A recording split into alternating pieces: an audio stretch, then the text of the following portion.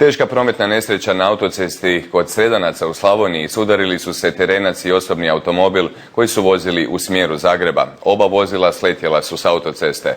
U nesreći je teško stradala glumica Dolores Lambaša. Još 2 osobe lakše su ozlijeđene. Nesreća se najvjerojatnije dogodila zbog nedovoljnog razmaka među automobilima, kažu u policiji. Nissanom u kojem se nalazila Dolores Lambaša upravljao je njezin kolega, poznati glumac Stojan Matavoj.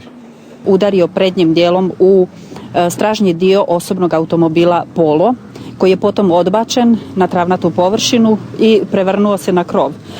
Osobni automobil Nissan je također sletio na travnatu površinu, prevrnuvši se na krov, pri čemu je iz vozila ispala 32-godišnja putnica. Inače, poznata glumica primljena je u opću bolnicu dr. Josip Benčević u teškom stanju s ozljedama opasnim za život. Hitno je operirana. Bolesnica je trenutno na jedinici intenzivnog liječenja gdje se dalje provode postupci u smislu stabilizacije stanja i oporavka. Neke prognoze? Teško je reći, ozljede su opsežne i teške, svi postupci koji se trebaju provesti su provedeni i provodit će se dalje. Policija je protiv Matovolja podnijela i prijavu zbog sumnje u kazneno djelo izazivanja prometne nesreće.